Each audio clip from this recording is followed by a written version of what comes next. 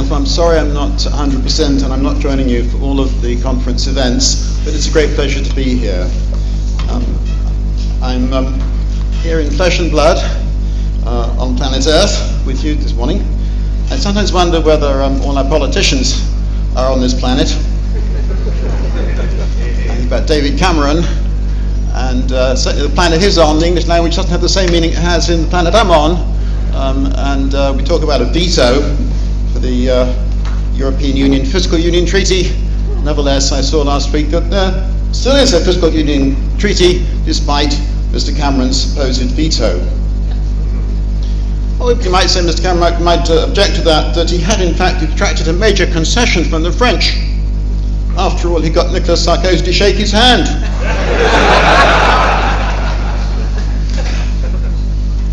Down to business. I'm one of UKIP's two economic spokesmen, and Nigel Farage is the other one, so I have quite a lot of competition, but I'm going to try this morning to tell you a little bit about what I see my job as being, and also I'd welcome input from you. If you think I can do it better and should do other things, then please tell me. Talk about planets. Suppose I were visiting Martian. I come to the Earth, and there are United Nations, 193 countries. 27 of these belong to the European Union, and 17 have the same currency. They're in the Eurozone, and then there are 166 other countries in the rest of the world. So we have, in effect, Britain, of course, is kind of, it's in the European Union, but not in the Eurozone. And in fact, apart from Britain, the other countries outside the Eurozone in the European Union aren't that important. Sweden is quite important, but on the whole, they're not terribly important. So more or less, the world is split. Visiting Martian is split into the rest of the world, the Eurozone, and the UK. And what I'm going to do in the next few minutes, I'm going to use some figures from the International Monetary Fund. These different groups I can use this data because I'm going to start in 1991. And you'll all know here that was when the debate on the single currency was being translated into the Maastricht Treaty, which came to in December 91, early 92. I'm going to end in 2016, because this is where the IMF numbers end. Okay? Now, talking about the Maastricht Treaty and the single currency and all these things, you will know that at the start of the process, there were many people who thought that we were outside, on the periphery, going to be marginalized, and so on. And so there's this famous chap, this famous economic guru called Nick Clegg, in 2001, if we remain outside the euro, we will simply continue to subside into a position of relative poverty and inefficiency compared to our more prosperous European neighbours. A couple of years later, Peter Mandelson, now Lord Peter Mandelson, quote, staying out of the euro will mean progressive economic isolation for Britain, mean fewer foreign businesses investing here, fewer good jobs being created, and less trade being done with our European partners. By the way, Peter Mandelson, what about the other 166 countries that didn't belong to the EU at all? Are they all, in progressive economic isolation and the rest of it? What a lot of nonsense. Anyway, let's now look at these numbers for, now ladies and gentlemen, this is, if you like, the most basic economic criterion of all. How much are we producing? How is it growing? All right? You see the line at the top is the rest of the world, and the line at the bottom is the Eurozone. All right? And you'll see the line at the top is, with a couple of exceptions, over this 25-year period, higher than the line below. All right? Central fact about the relationship between the Eurozone and the rest of the world, the Eurozone is doing very badly.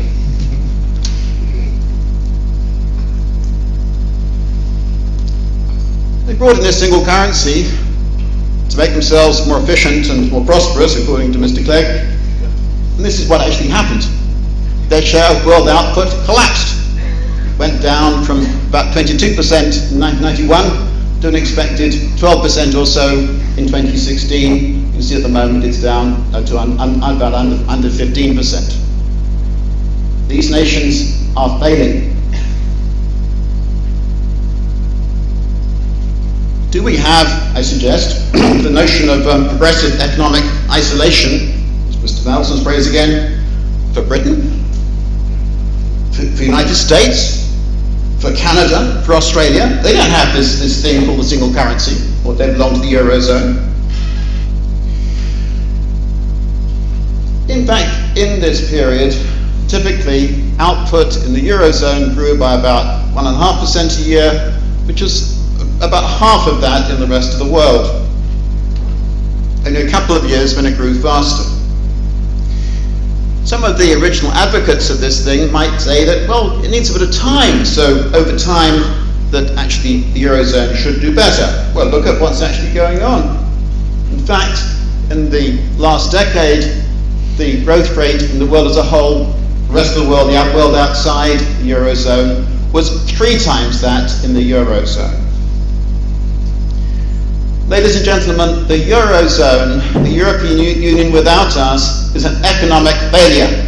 All right? It's an economic failure. It's falling behind the rest of the world. It's falling behind our Commonwealth partners. It's falling behind the rest of the English-speaking world too, which I'm going to build this up in the next few minutes.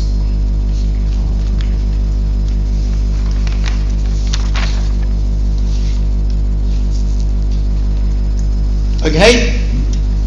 We must get this over. This is the central fact we must get over. We joined the common market as it then was in 1973 because at that time the common market was regarded as economic success and Britain was regarded as an economic failure. So we thought we joined and we become an economic success too.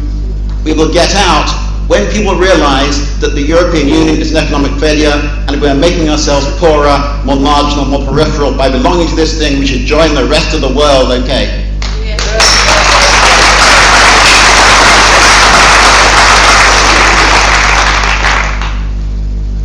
Why is the Eurozone a failure?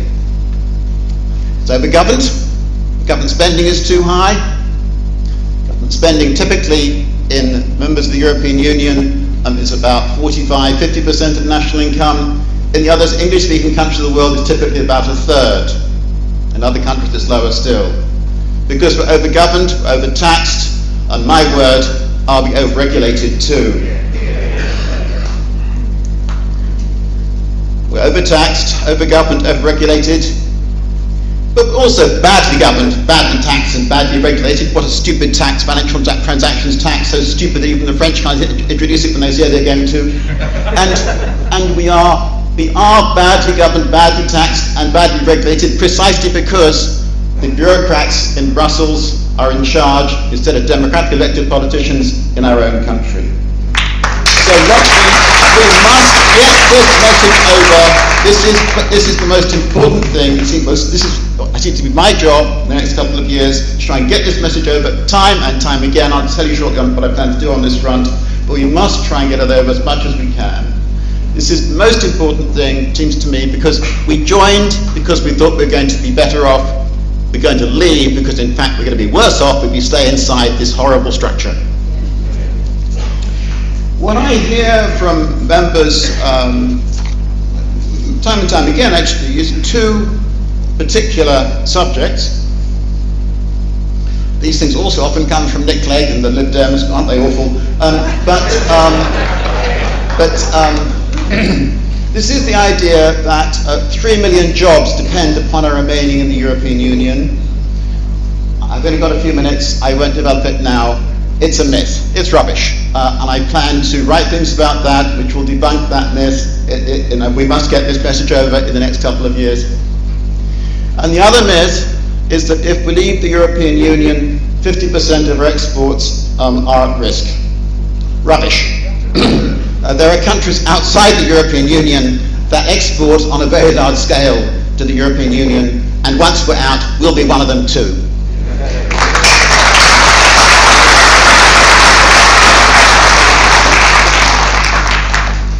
So, can I just say on this front that I'm planning to produce a pamphlet called Better Off Out. It may become an annual pamphlet, Better Off Out 2012, 2013, 2014, and so on. We'll see how it goes. I hope that we do eventually leave the European Union. I don't need to write it anymore, but I'll try and get it going. But, and the other one is I'm going to be, again, helping Gerard with the cost of the EU pamphlet under UKIP colours this summer. And others are going to do as well, but trying to develop these arguments. Well, what should our strategy be? Our national economic strategy, if there is such a thing in the 21st century. And I want now to say a little bit more, standpoint of visiting Marshall, as it were, about the world we live in and where Britain should be placed in that world. It's very important for us to realise that we speak English, we're not alone, and in fact, the nations that in a sense come from us are far, far more important than the European Union in this world.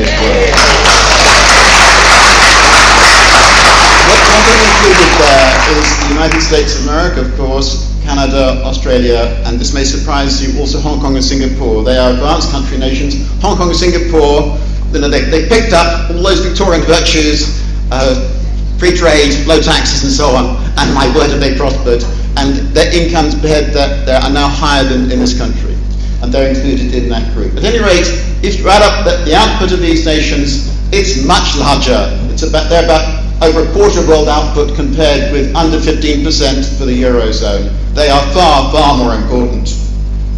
And if we think about these numbers from the International Monetary Fund. This is not Tim Congdon, this is the International Monetary Fund, okay?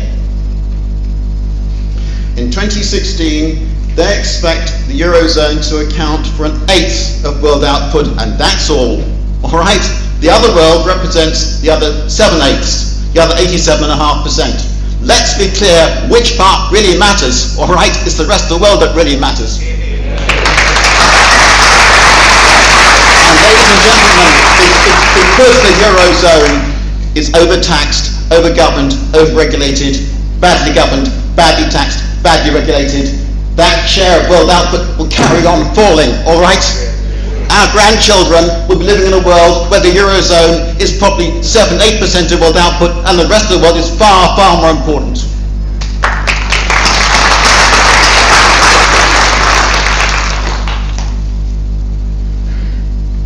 So what the visiting Martian say if he saw Britain today kind of semi-detached in a sense from the Eurozone, but a member of the European Union?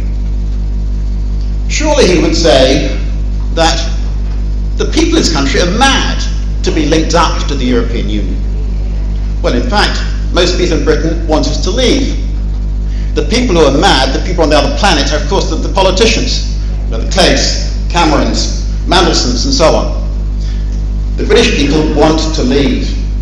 And can I just say that, again, if we think ahead a little bit, think about the world that we're going to be coming into in the next few years, what I've done here is to include not just, by the way, the advanced high-income countries that speak our language, but also such nations as India, Malaysia, and so on.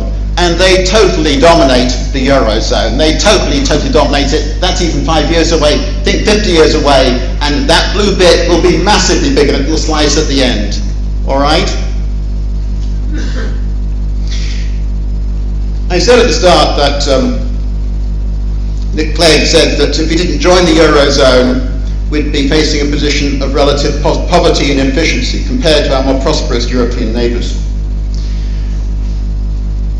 Ladies and gentlemen, I suggest that the relative poverty and inefficiency is going to be for the members of the Eurozone compared to the more prosperous partners that we have in the English-speaking world, around the world, and that our job should be to associate ourselves much more closely with the nations that share our language, our culture, our legal and constitutional arrangements, not least because those arrangements protect the freedom which this country is known, the personal freedom, respect for the individual.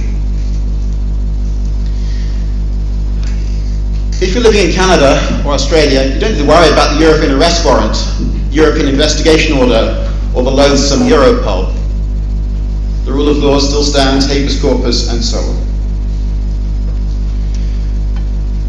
We'd be better off out from the European Union. What we should do over the next few years, people in this room, we must put our case for leaving the European Union. Yes, I've argued this morning very much an economic case. It is a wider one. We must leave the European Union and join the rest of the world. Thank you very much.